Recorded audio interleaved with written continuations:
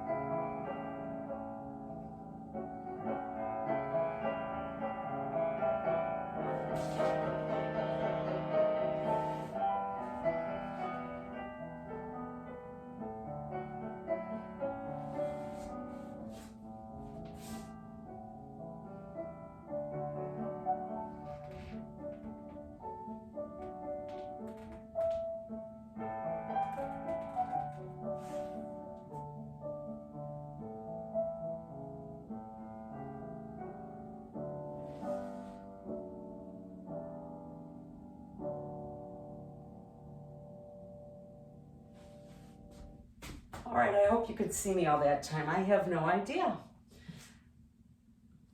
Let me know in the comments or in an email how that works for you. The next thing, I don't feel I need to repeat the walks going backwards. I'll leave you to do that on your own. Our 4 forward, arms in a low second, 2, 3, and 4, and 1, and 2, and 3. Then you repeat left. You have music for that in the other video. I'll leave you to it. Today, next I have the piece that I needed new music for. And that was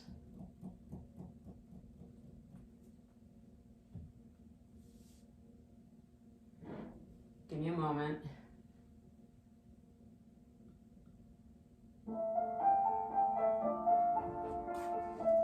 A reminder, it steps out, has the shape and the swoopie.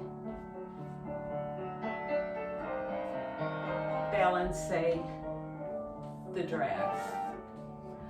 I'll do that for you facing the other way. Right foot back, right foot steps out.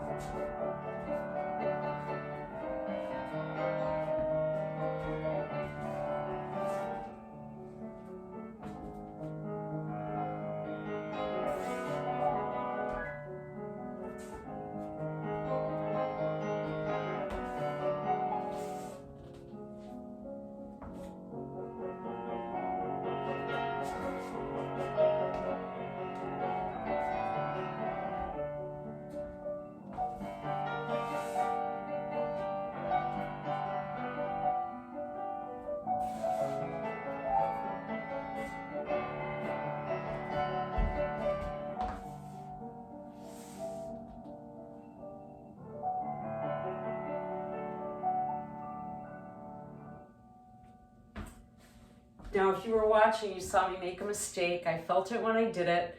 I closed it in back when I should have closed in front. So I'm afraid at one point in the middle, I did the right side 2 times. You can do that mistake with me, or you can fix it and be opposite of me. I apologize. You know I almost always do that at some point, and then one of you says, wait a second.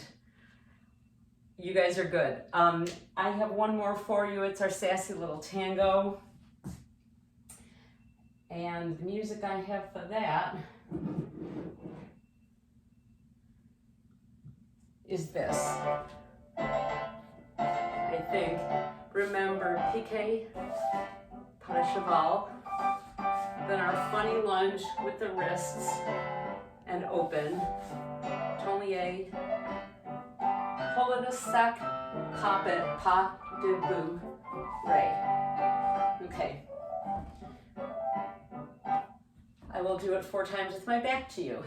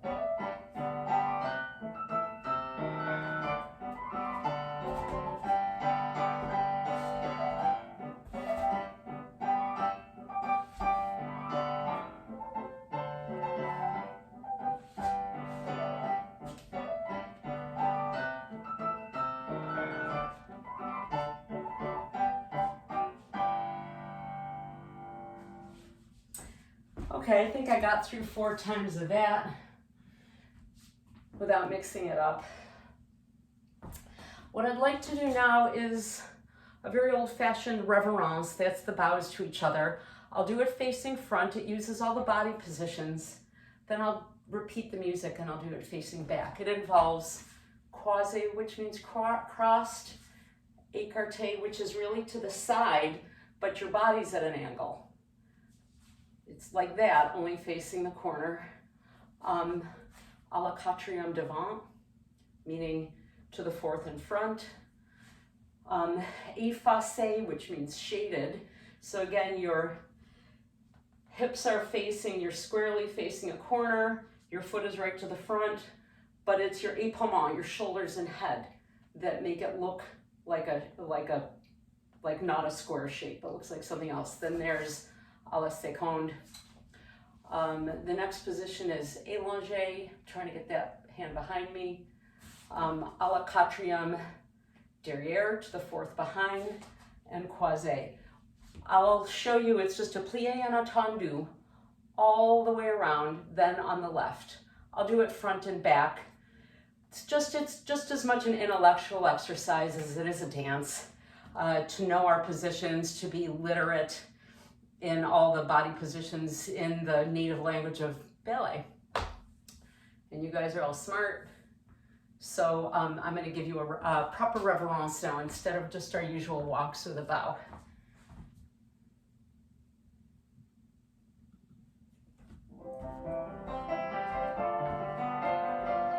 With a little flutter, then plié on one.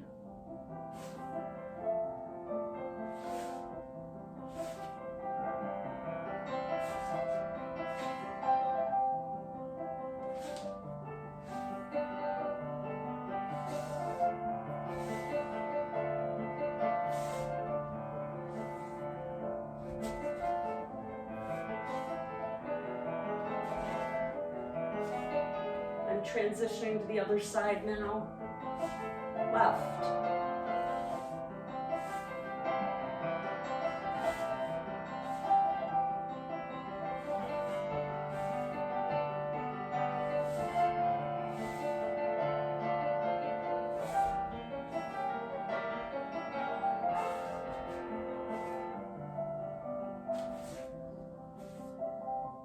Tournier back. Big reverence. Other side for the big bow.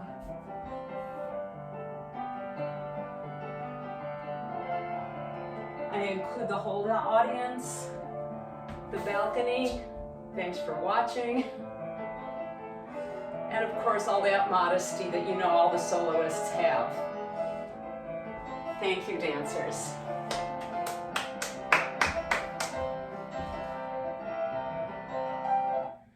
I'll do the same thing facing back so you can see what that looks like. It's a lot to learn, but it's on video, so you'll be able to repeat it and study it as often as you wish or as seldom as you want. What I'm really trying for here is to regather all the things that I may have forgotten while I was dancing around in class. It's so beautiful if you're all held and your shoulders are open. That shape, it's very, you know, give me the applause. You're really offering a lot, you're asking for a lot, you're including everybody in those, you know, when you bow, you're including everyone. Up to the fifth balcony of the Met. So all those shapes, those shoulders are so important. That tilt of the cheek, so you're stressing one cheek over the other, very important. Held together so your hips are even, they're like headlights pointing in whatever direction. And as usual, and we do it a lot in this bar, opening that back shoulder, but lifting the elbow up and the palm down. We've done it in several combinations, and we do it here in reverence too. So I will do a reverence facing away from you, as weird as that seems to thank you with my back, but then I'll turn around at the end.